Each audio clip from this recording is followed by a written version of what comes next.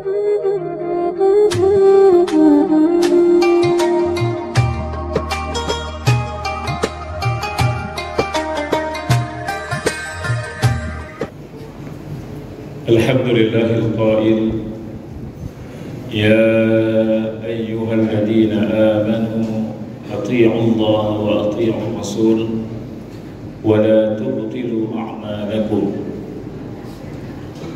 Wa shalli ala rasulillah as-sadiqil wa'dil amin al-qail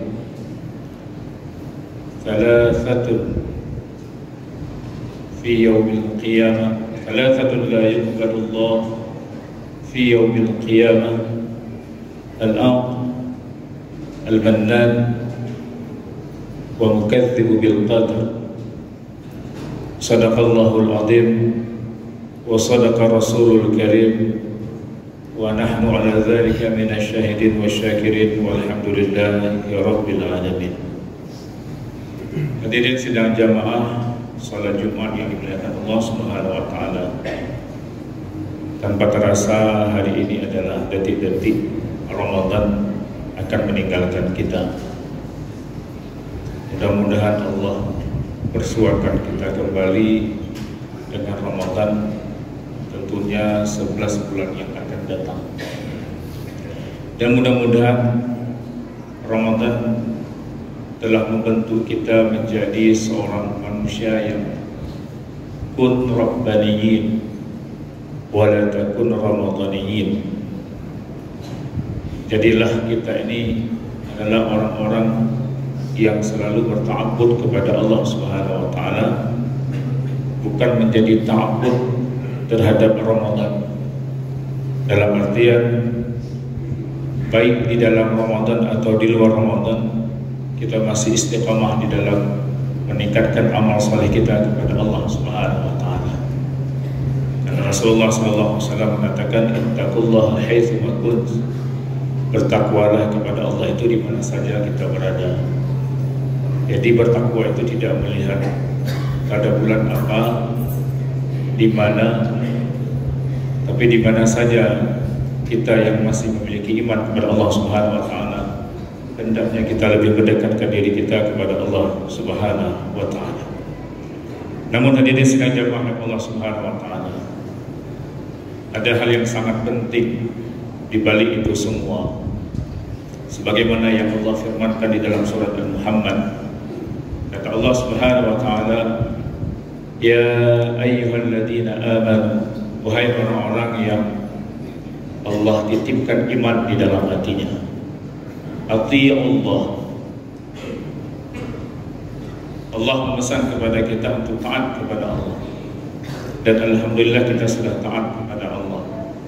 Bahkan selama sebulan penuh dalam bulan Ramadan, kita benar-benar mendekatkan diri kepada Allah Subhanahu wa taala. Kita laksanakan semua perintah-perintahnya, kita laksanakan semua titah-titahnya, kita laksanakan salat 5 waktu, kita laksanakan puasa di dalam bulan Ramadan sebagaimana Allah wajibkan kepada kita. Kemudian Allah juga berpesan wa atii'ur rasul, dan taatlah kepada Rasulmu. Alhamdulillah kita juga telah menghidupkan sunnah-sunnah Rasulullah SAW di dalam bulan Ramadan, dengan qiyamnya, dengan witirnya, dengan tarawihnya, dengan sedekahnya. Hampir seluruh ibadah yang disunnahkan oleh Rasulullah SAW telah kita lakukan di dalam bulan Ramadan. Namun ada hal yang ingin Allah pesankan kepada kita. Ini yang mungkin harus kita garis bawahi. Kata Allah Subhanahu wa taala, wala tubtilu a'malakum. Ini yang paling penting. Setelah engkau taat kepada Allah, taat melakukan semua perintah Allah, dan taat kepada Rasulullah, melaksanakan semua sunnah-sunnah Rasulullah SAW, wala tubtilu a'malakum. Jangan engkau hapus seluruh amalan yang telah engkau lakukan itu. Makanya Rasulullah SAW ketika di akhir daripada Ramadan, beliau berdoa kepada Allah Subhanahu wa taala, Rabbana la tuzigh qulubana ba'da idh hadaitana wa hab lana min ladunka rahmah innaka antal wahhab. Ya Allah, la tuzigh, jangan Engkau kosongkan hati kami ba'da idh hadaitana, setelah Engkau isi hati kami ini dengan hidayah-hidayah-Mu ya Allah. Yang mana hidayah-hidayah itu adalah seperti sholat, puasa, berbuat baik. Hampir seluruh tempat di dalam bulan Ramadan ini kita menebar kebaikan. Kita baca Al-Quran. Hampir seluruh tiang-tiang masjid itu diduduki oleh orang-orang yang membaca Al-Quran. Dan hampir rutin setiap selesai salat fardu, kita berpindah ke tiang-tiang untuk membaca Al-Quran, melakukan rutinitas kita. Maka oleh karena itu Rasulullah mengajak kita untuk berdoa kepada Allah. La tuzik, jangan engkau kosongkan lagi ya Allah. Jangan engkau kosongkan kembali ya Allah hidayah-hidayah yang telah diisi, yang telah Allah isi dalam hati kita. Maka diri sini jamaah Allah Subhanahu wa taala, ada hal yang harus kita perhatikan. Sebagaimana Allah firmankan tadi, wala tubtilu a'mal. Jangan engkau hilangkan, jangan engkau hapus amalan-amalan yang telah engkau bangun di dalam bulan Ramadan ini, kemudian engkau dengan mudah menghilangkannya. Nah, berdasarkan daripada ini ada hadis Rasulullah SAW yang diriwayatkan oleh Imam Abu Hurairah. Qala Rasulullah SAW, thalathatun, ada tiga kata Rasulullah SAW, la yuqbalullah, yang tidak akan diterima oleh Allah Subhanahu wa taala fi yaumil qiyamah, pada hari kiamat. Sarfan, apa yang tidak diterima? Sarfan, amalan-amalan wajib. Mana amalan-amalan wajib? Salat, puasa, zakat, haji. Karena kalau sudah berbicara tentang amalan wajib, ini adalah perintah Allah Subhanahu wa taala. Tapi kata Rasulullah SAW, di sana nanti pada hari kiamat ada tiga golongan yang Allah sama sekali tidak akan menerima amalan. Baik amalanmu itu sarsan, baik amalan itu adalah amalan yang wajib engkau kerjakan, kata Rasulullah SAW. Wala adlan, dan juga amalan-amalan sunnahmu. Yang mana amalan-amalan sunnahmu? Qiyamnya, tarawihnya, witirnya, sedekahnya, hampir seluruh amalan ghair mahdha tidak akan Allah terima, kata Rasulullah SAW. Siapakah orang ini? Kemudian Rasulullah SAW melanjutkan, yang pertama orang ini adalah al-aq. Golongan pertama, kata Rasulullah, yang tidak akan diterima amalannya, baik amalan wajibnya ataupun amalan sunnahnya, kata Rasulullah SAW, adalah golongan yang pertama adalah al-aq. Siapa al-aq? Al-aq adalah orang-orang yang durhaka kepada kedua orang tuanya. Maka dari sedang jamaah Allah Subhanahu wa taala, sehebat-hebat Ramadan kita yang kita lalui di dalam bulan Ramadan, sehebat-hebatnya kita beriktikaf di dalam masjid, bahkan hampir setiap rutin kita setiap malam kita beriktikaf di dalam rumah Allah Subhanahu wa taala, dan kemudian kita tambah lagi di 10 Ramadan dengan beriktikaf dan qiyamnya di tengah malam. Tapi kata Rasulullah SAW, kalau amalan itu diiringi dengan durhaka kita kepada orang tua kita, maka itu tidak akan diterima sedikit pun di sisi Allah Subhanahu wa taala. Maka hadirin sedang jamaah Allah Subhanahu wa taala, ingat-ingat seperti yang disampaikan Rasulullah SAW, ridha Allah fi ridal walidain. Ridha Allah itu sangat tergantung kepada ridha kedua orang tua kita. Artinya apa? Kalau orang tua ridha terhadap amalan kita, kalau orang tua ridha terhadap kita, maka Allah pun ridha terhadap apa yang kita lakukan. Ini yang jadi simbol hadirin sedang jamaah Allah Subhanahu wa taala. Maka hadirin sedang jamaah Allah Subhanahu wa taala, hari ini banyak orang yang berpikir bahwasanya durhaka kepada orang tua hanya saja menyepak, menghina, mencela, bahkan ada yang mengusir orang tuanya.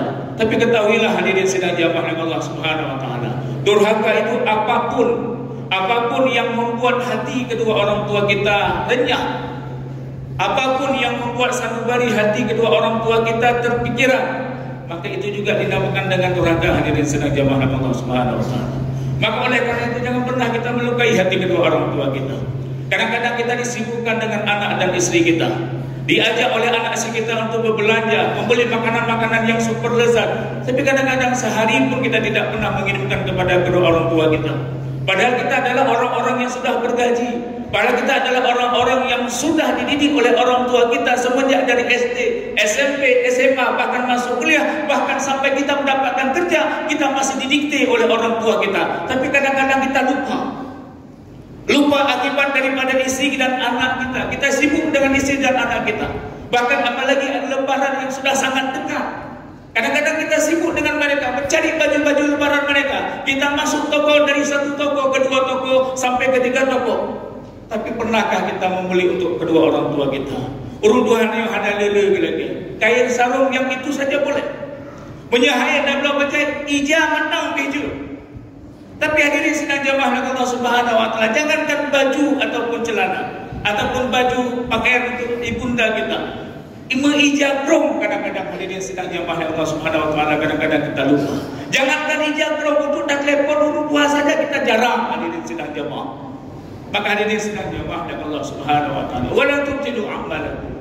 Ini sangat tergantung kepada rida kedua orang tua kita. Andai saja kedua orang kita tidak rida, andai saja kita durhaka kepada kedua orang tua kita, jangan berharap seluruh amalan yang telah kita bangun di dalam bulan Ramadan akan diterima oleh Allah Subhanahu wa taala. Maka jaga-jagalah hadirin sedang jamaah Allah Subhanahu wa taala. Beruntung pada hari ini kita orang-orang yang masih memiliki ayah dan ibunya. Walaupun ayah dan ibunya dalam keadaan sakit parah, dia menuntun, dia membimbing, itu adalah syurga yang telah disediakan oleh Allah Subhanahu wa taala. Kadang-kadang kita iri melihat ada orang yang selalu bersama orang tuanya. Dia bangunkan kedua orang tuanya, dia mempersiapkan kedua orang tuanya, walaupun orang tuanya terpapah-papah untuk menuju ke masjid Allah Subhanahu wa taala. Hadirin sedang jamaah Allah Subhanahu wa taala, itu adalah surga yang telah disiapkan oleh Allah Subhanahu wa taala. Tapi kadang-kadang kita sibuk mencari surga di luar. Kadang-kadang kita sibuk mencari surga yang paling jauh, padahal ada surga di dalam rumah kita yang jarang kita tanyai kabarnya. Maka hadirin sedang jamaah Allah Subhanahu wa taala, ini sangat berbahaya tentang amalan kita. Inilah makna wala tubtilu a'malakum. Kalau ada orang-orang yang durhaka kepada kedua orang tua kita, maka dipastikan dia tidak akan mendapatkan, tidak akan diterima amalannya di sisi Allah Subhanahu wa taala. Hadirin sedang jamaah Allah Subhanahu wa taala, di samping juga kita menjaga agar kita jangan durhaka kepada kedua orang tua kita, dipastikan juga kita menjaga hubungan kita bainan nas. Karena hubungan bainan nas itu dapat menyebabkan hilang seluruh amalan-amalan kita yang sudah kita bangun dalam bulan Ramadan ataupun sebelum dalam bulan Ramadan. Ingatkah kita kepada sebuah hadis yang disebutkan Rasulullah sallallahu alaihi wasallam. Ketika itu para sahabat sedang duduk-duduk santai, datang Rasulullah sallallahu alaihi wasallam dan kemudian menanyakan sebuah perkara. Wahai ashabi, wahai sahabat-sahabatku, atadruna al-muflis? Wahai sahabatku, tahukah kalian apa orang bangkrut itu? Siapakah orang bangkrut itu? Qalu. Kemudian para sahabat menanyakan, orang yang bangkrut adalah fina, adalah di kalangan orang-orang laisa mata, orang-orang yang tidak ada daya upaya, yang tidak ada hartanya, dan tidak ada kebahagiaan sedikit pun di sisinya. Kemudian Rasulullah ketawa, lah, bukan itu orang yang bangkrut, kata Rasulullah sallallahu alaihi wasallam. Orang yang bangkrut adalah fa innal muflisa min ummati ya'ti bi yaumil qiyamah bi salatin. Kata Rasulullah sallallahu alaihi wasallam, orang yang bangkrut adalah orang yang ketika datang nanti pada hari kiamat daripada umatku, kata Rasulullah. Bukan umat orang lain, tapi dari umatku, kata Rasulullah sallallahu alaihi wasallam. Ya'ti bi yaumil qiyamah bi salatin. Dia datang menghadap Allah dengan bangganya, dia membangga-banggakan dengan pahala, dengan membawa pahala salatnya. Bayangkan hadirin sedang jamaah Allah Subhanahu wa taala. Dia telah melakukan salat, hampir seluruh salat dia lakukan. Salat wajibnya, salat sunnahnya, semua dia lakukan hanya untuk Allah Subhanahu wa taala. Dia bawa di hadapan Allah Subhanahu wa taala dan dia berbangga dengan pahala salatnya. Kenapa? Karena di pikirannya pasti salatnya sudah diterima oleh Allah Subhanahu wa taala. Kemudian wasiyamim, dan kemudian dia juga datang dengan pahala puasanya. Hampir seluruh puasa dia kerjakan. Pahala wajib, puasa wajibnya, puasa Senin Kamisnya, puasa Nabi Daudnya, puasa Ayyamul Bidnya, semua puasa telah dilakukan oleh orang ini.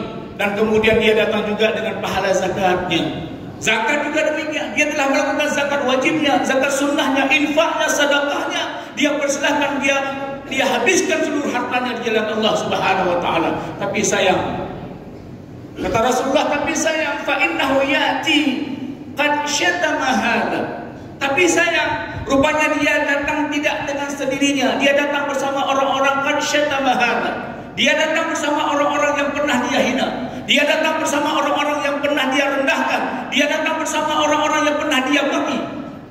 Kemudian wa qadhafa hadza, dan dia juga datang bersama orang-orang yang pernah dia fitnah. Dia datang bersama orang-orang yang pernah dia jatuhkan martabatnya. Wa akala mala hadza, dan dia juga datang bersama orang-orang yang pernah dia makan hartanya yang bukan haknya, kemudian dia makan. Hadirin sidang jamaah Allah Subhanahu wa taala. Dan dia juga datang bersama orang-orang yang pernah dia tumpahkan darahnya. Kemudian apa yang terjadi, hadirin sidang jamaah Allah Subhanahu wa taala? Orang-orang ini datang kepada Allah Subhanahu wa taala, menghadap kepada Allah Subhanahu wa taala, ingin meminta pertanggungjawabannya di hadapan Allah Subhanahu wa taala. Lalu apa yang terjadi? Disidanglah, dibuatlah sebuah persidangan. Dan kemudian ketika disidang, diambil seluruh kebaikan-kebaikannya, amal-amal salehnya. Karena hadirin sedang jamaah Allah Subhanahu wa taala, apabila kita sudah berurusan di hari kiamat nanti, kita tidak lagi membayar hutang pakai uang. Tapi ketika kita membayar hutang adalah pakai amal-amal kita yang pernah kita lakukan ketika hidup di dunia. Lalu apa tadi terhadap orang ini? Allah ambil seluruh kebaikannya, diberikan kepada orang yang pernah dia caci, diberikan kepada orang-orang yang pernah dia tuduh, diberikan kepada orang-orang yang pernah dia fitnah, diberikan kepada orang-orang yang pernah dia makan hartanya. Lalu apa yang terjadi di sedang jemaah Allah Subhanahu wa taala? Seluruh amalannya telah habis diberikan kepada orang-orang ini. Rupanya masih ada lagi orang yang pernah dia hina. Masih ada orang-orang yang pernah dia jatuhkan martabatnya. Dan dia minta pertanggungjawaban di hadapan Allah Subhanahu wa taala. Bayangkan, sedangkan pada waktu itu seluruh amalannya sudah diberikan semua. Lalu apa yang terjadi? Kemudian kata Rasulullah SAW, diambillah dosa orang-orang yang pernah dia caci, diambillah dosa orang-orang yang pernah dia makan hartanya, diletakkan di atas punggung dia. Kemudian apa yang terjadi? Dia sudah tenggelam dengan dosa-dosanya dan tenggelam dengan dosa-dosa orang lain. Kemudian Allah lemparkan ke dalam api neraka. Hadirin sedang jamaah dan Allah Subhanahu wa taala. Maka hadirin sidang jemaah, jangan pernah kita, selain kita tidak boleh durhaka kepada kedua orang tua kita, jangan pula kita sampai tidak baik berhubungan dengan sesama manusia. 1 Syawal adalah momen kita bersilaturahmi. 1 Syawal adalah momen kita saling bersalaman. 1 Syawal adalah momen kita untuk saling memaafkan. Datangi orang-orang yang pernah kita zalimi. Datangi orang-orang yang pernah kita jatuhkan martabatnya karena kekuasaan kita, karena merasa kita adalah diri yang orang yang paling hebat. Datangi mereka. Kenapa? Jangan sampai hal itu kita bawa ke hari kiamat nanti. Kalau sampai kita bawa ke hari kiamat, maka kita termasuk kepada orang-orang yang muflis. Inilah kebiasaan Rasulullah SAW. Apabila 1 Syawal, Rasulullah SAW selalu khallat tariq. Apa itu khallat tariq? Rasulullah SAW apabila beliau pergi ke tempat salat selalu mengambil 2 jalan. Apabila pergi dengan jalan ini dan apabila pulang beliau akan mengambil jalan lain. Diijtihad oleh para ulama. Kenapa Rasulullah mengambil 2 jalan? Ini menandakan bahwa Rasulullah ingin berjumpa dengan orang banyak. Dan apabila berjumpa dengan orang banyak, dan apabila satu muslim berjumpa dengan muslim yang lainnya, kemudian Allah tebarkan rahmat kepada dia. Allah tebarkan rahmat, Allah tebarkan kasih sayang kepada mereka. Dan kemudian ditambah lagi dengan ucapan taqabbalallahu minna wa minkum. Semoga Allah menerima amalanku dan amalanmu. Maka 1 Syawal merupakan ajang untuk kita saling mendoakan agar kita diterima amalan-amalan kita. Karena belum tentu Pak, wallahu alam, kita tidak tahu apakah amalan-amalan yang sudah kita lakukan selama ini dalam bulan Ramadan apakah secara murni akan diterima oleh Allah ataupun tidak. Inilah hikmah 1 Syawal, kita saling berdoa. Maka jadikan 1 Syawal nanti sebagai hari kita untuk berdoa kepada Allah agar amalan kita dan amalan saudara kita diterima oleh Allah Subhanahu wa taala. Hadirin sidang jamaah Allah Subhanahu wa taala. Ini yang pertama, bahwasanya amalan tidak akan diterima oleh Allah Subhanahu wa taala, ditolak oleh Allah Subhanahu wa taala. Sarfan wala adlan, baik amalan itu amalan yang wajib atau amalan sunnah kalau kita durhaka kepada kedua orang tua. Kemudian yang kedua, al-mannan. Bagaimana al-mannan? Sering kita mengungkit-ungkit kebaikan kita. Kemudian yang ketiga, hadirin sidang jamaah Allah Subhanahu wa taala, kadzibuna bil qadar. Artinya kita tidak menghendaki takdir yang telah ditakdirkan oleh Allah Subhanahu wa taala. Kita tidak mau menerima takdir dari Allah Subhanahu wa taala. Ini adalah 3 perkara yang menyebabkan amalan-amalan kita terputus. Maka oleh karena itu hadirin sidang jamaah yang Allah Subhanahu wa taala, mudah-mudahan kita tidak termasuk kepada 3 golongan ini.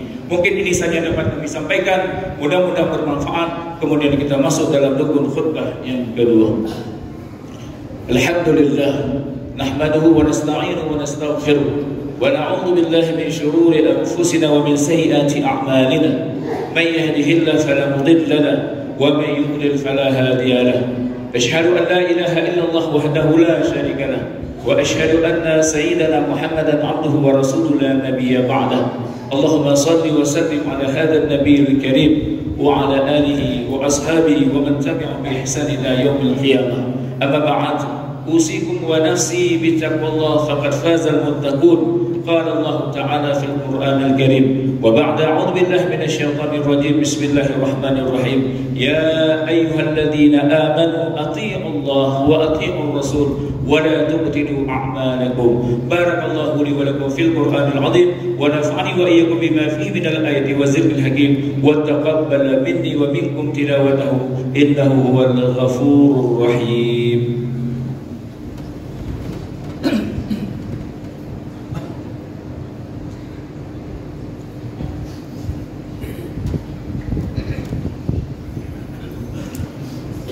الحمد لله وكفى وصل على رسول الله المصطفى وعلى آله وصحبه ومن وفى أشهد أن لا إله إلا الله وحده لا شريك له وأشهد أن سيدنا محمدا عبده ورسوله لا نبي بعده اللهم صل وسلم على هذا النبي الكريم وعلى آله وأصحابه ومن تبعهم بإحسان إلى يوم القيامة أما بعد أوصيكم ونفسي بتقوى الله فقد فاز المتقون قال الله تعالى في القرآن الكريم وبعد أعوذ بالله من الشيطان الرجيم بسم الله الرحمن الرحيم والعصر إن الإنسان لفي خسر إلا الذين آمنوا وعملوا الصالحات وتواصوا بالحق وتواصوا بالصبر اللهم اغفر للمسلمين والمسلمات والمؤمنين والمؤمنات الأحياء منهم والأموات اللهم لا تدع علينا في مقامنا هذا ذنبا إلا غفرته ولا مريضا إلا شفيته ولا ميتا إلا رحمته ولا مسافرا إلا وصلته ولا طالبا إلا نجحته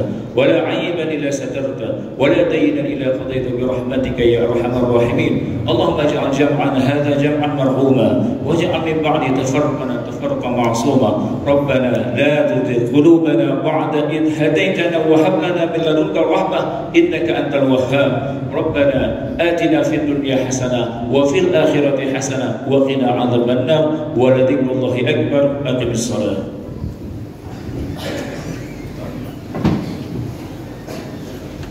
الله أكبر الله